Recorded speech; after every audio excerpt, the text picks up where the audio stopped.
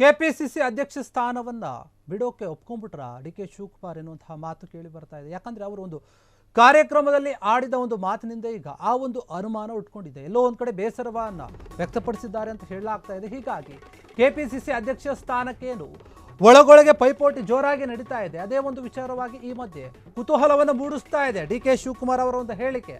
ಡಿ.ಸಿ.ಎಂ ಡಿ.ಕೆ. ಹೇಳಿಕೆ ಏನಿದೆ ಹೇಳ್ತಾ ಇದ್ದಾರೆ, ನಾನು ಇಲ್ಲಿ ಪರ್ಮನೆಂಟ್ ಅಲ್ಲ ಅಂತ ಹೇಳ್ತಾ ಇದ್ದಾರೆ ಡಿ.ಕೆ. ಶಿವಕುಮಾರ್. ಈ ಒಂದು ವಿಚಾರವಾಗಿ ಕೆಪಿಸಿಸಿ ಅಧ್ಯಕ್ಷ ಸ್ಥಾನ ಏನಿದೆ ಬಿಟ್ಟುಕೊಡ್ತಾರ ಹಾಗಾದ್ರೆ, ಆ ರೀತಿಯಾದಂತಹ ಒಂದು ಪ್ರಶ್ನೆ ಮೂಡ್ತಾ ಇದೆ.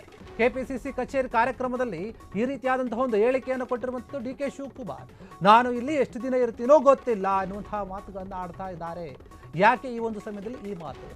ಮುಂದೆ ಬಂದವರು ಕೂಡ ನಮ್ಮ ಒಂದು ಕೆಲಸವನ್ನು ಮುಂದುವರಿಸಲಿ, ನಾವೇನೀಗ ಮಾಡ್ತಾ ಇದ್ವಿ ಆ ಕೆಲಸಗಳನ್ನ ಹಂಗೆ ಮಾಡ್ಕೊಂಡು ಹೋಗ್ಲಿ ಅಂತ ಹೇಳ್ತಾ ಇದ್ದಾರೆ. ಮತ್ತೆ ಕೆಪಿಸಿಸಿ ಕಚೇರಿ ಬಳಿ ಈಗ ಡಿ.ಕೆ. ಶಿವಕುಮಾರ್ ಅವರ ಒಂದು ಮುಂದಿನ ಸಿಎಂ ಅಂತ ಕೂಗು ಮುಳುಗಿತ್ತು. ಆ ಒಂದು ವಿಚಾರವಾಗಿ ಮಾತನಾಡ್ತಾ ಈ ಮಾತುಗಳನ್ನು ಹಾಡಿರುವಂಥದ್ದು. ಇವುಗಳ ಒಂದು ನಡುವೆನೇ ಈಗ ಕೆಪಿಸಿಸಿ ಅಧ್ಯಕ್ಷ ಸ್ಥಾನದ ಒಂದು ವಿಚಾರವಾಗಿ ಅಥವಾ ಬಿಟ್ಟುಕೊಡೋ ವಿಚಾರವನ್ನು ಮಾತನಾಡ್ತಾ ಇದ್ದಾರೆ. ಮಾರ್ಮಿಕವಾದಂತಹ ಮಾತುಗಳನ್ನು ಅಧ್ಯಕ್ಷಗಿರಿ ಬಿಟ್ಟುಕೊಡುವಂತಹ ಒಂದು ರೀತಿಯಲ್ಲಿ ಮಾತನಾಡ್ತಾ ಇದ್ದಾರೆ. ಹೀಗಾಗಿ ಕೆಪಿಸಿಸಿ ಅಧ್ಯಕ್ಷ ಸ್ಥಾನಕ್ಕೆ ಏನು ಜಟಾಪಟಿ ನಡೀತಾ ಇದೆ, ಸಾಕಷ್ಟು ಆಕಾಂಕ್ಷಿಗಳಿದ್ದಾರೆ. ಹೀಗಿರುವಾಗ ಏನಾಗ್ತಾ ಇದೆ, ಇವರು ತಮ್ಮ ಸ್ಥಾನವನ್ನು ಕೆಪಿಸಿಸಿ ಅಧ್ಯಕ್ಷ ಸ್ಥಾನವನ್ನು ಬಿಟ್ಟುಕೊಡೋಕ್ಕೆ ಮುಂದಾಗ್ಬಿಟ್ರ ಹೇಳ್ತಾ ಇದ್ದಾರೆ. ನಾನು ಇಲ್ಲಿ ಎಷ್ಟು ದಿನ ಇರ್ತೀನೋ ಗೊತ್ತಿಲ್ಲ, ನಾನೇನು ಇಲ್ಲಿ ಪರ್ಮನೆಂಟ್ ಆಗಿರಲ್ಲ, ಬೇರೆಯವರು ಕೂಡ ಬರ್ತಾರೆ. ಹೀಗಾಗಿ ಈ ಒಂದು ವಿಚಾರವಾಗಿ ಏನು ಡಿ.ಕೆ. ಶಿವಕುಮಾರ್ ಮಾತನಾಡ್ತಾ ಇದ್ದಾರೆ, ಎಲ್ಲೋ ಒಂದು ಕಡೆ ಅವರು ಬಿಟ್ಟುಕೊಡೋದು ಖಚಿತ ಅಂತ ಅನಿಸ್ತಾ ಇದೆ. ಕೆಪಿಸಿಸಿ ಅಧ್ಯಕ್ಷ ಸ್ಥಾನಕ್ಕಾಗಿ ಬೇರೆಯವರು ಸಾಕಷ್ಟು ಜನ ಆಕಾಂಕ್ಷಿಗಳಿದ್ದಾರೆ. ಹೀಗಾಗಿ ಈ ಮಧ್ಯೆನೇ ಈ ರೀತಿಯಾದಂತಹ ಒಂದು ಮಾತನ್ನು ಹೇಳಿಕೆಯನ್ನು ಕೊಟ್ಟಿರುವಂಥದ್ದು ನಿಜಕ್ಕೂ ಕೂಡ ಎಲ್ಲೋ ಒಂದು ಕಡೆ ಡಿ.ಕೆ. ಶಿವಕುಮಾರ್ ಅವರು ಅವರ ಒಂದು ಅಧ್ಯಕ್ಷ ಸ್ಥಾನವನ್ನು ಕೆಪಿಸಿಸಿ ಗಿರಿಯನ್ನು ಬಿಟ್ಟುಕೊಡೋದು ಪಕ್ಕಾನಾ ಎನ್ನುವಂತಹ ಒಂದು ಮಾತು ಕೇಳಿ ಬರ್ತಾ ಇದೆ. ಇದೇ ವಿಚಾರವಾಗಿ ಮಾರ್ಮಿಕವಾದಂತಹ ಒಂದು ಮಾತುಗಳನ್ನು ಆಡ್ತಾ ಇದ್ದಾರೆ. ಸಿಎಂ ಕುರ್ಚಿಗಾಗಿ ಸಾಕಷ್ಟು ಹೋರಾಡ್ತಾ ಇದ್ದಾರೆ. ಆದರೆ ಈ ನಿಟ್ಟಿನಲ್ಲಿ 3 ಅಂಶಗಳು ಕಾಂಗ್ರೆಸ್ನಲ್ಲಿ ಸಾಕಷ್ಟು ಬಾರಿ ಕೇಳಿ ಬರುತ್ತೆ. ಅದೇನಂತಂದ್ರೆ ಸಚಿವ ಸಂಪುಟದ ಒಂದು ಪುನರ್ರಚನೆ ಆಗಿರ್ಬೋದು, ಸಿಎಂ ಬದಲಾವಣೆ ಆಗಿರ್ಬೋದು, ಮತ್ತೆ ಕೆಪಿಸಿಸಿ ಅಧ್ಯಕ್ಷ ಸ್ಥಾನದ ಒಂದು ಬದಲಾವಣೆ ಆಗಿರ್ಬೋದು.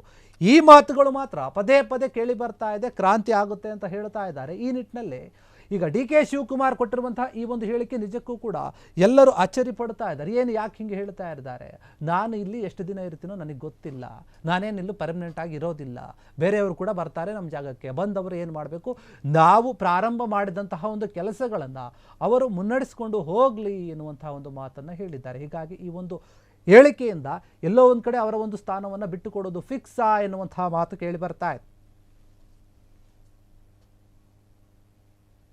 ಸೊ ಇವತ್ತು ಇಂದಿರಾ ಪ್ರಿಯದರ್ಶಿನಿ ಅವಾರ್ಡ್ ಪಡೆದಂಥ 3 ಜನ ನನ್ನ ಸೋದರಿಗಳಂತ ಮಮತಾ ಬೇಗಂ ಅವರು, ನಮ್ಮ ಲಲಿತಾ ನಾಯಕ್ರವರು ಮತ್ತು ವಾಸಿತಿ ಶಿವಣ್ಣರವ್ರನ್ನ ಕಾಂಗ್ರೆಸ್ ಪಕ್ಷ ಇವತ್ತು ಭಾಳ ಗೌರವದಿಂದ ಅಭಿನಂದಿಸ್ತಾ ಇದೆ.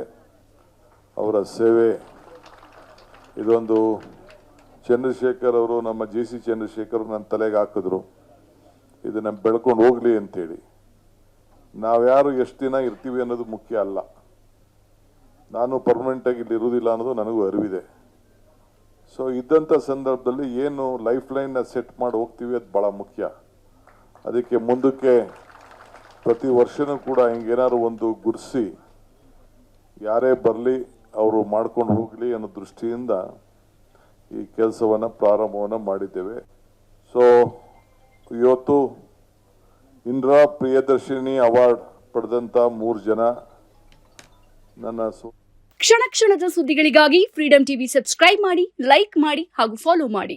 ಹೊಸ ಸುದ್ದಿಗಳ ನೋಟಿಫಿಕೇಶನ್ಗಾಗಿ ಬೆಲ್ ಐಕಾನ್ ಮೇಲೆ ಕ್ಲಿಕ್ ಮಾಡಿ.